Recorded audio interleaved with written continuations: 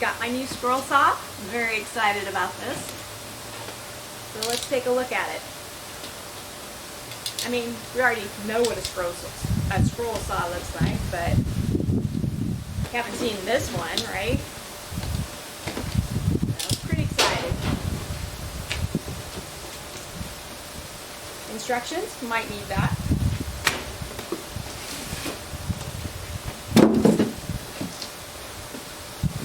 Blades, some sort of attachment,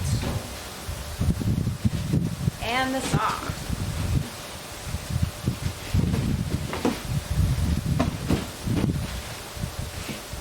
It's not super heavy. I mean, it's sturdy, but it's not like overly heavy. And I'm like a weakling, and this isn't hard for me to move around and stuff.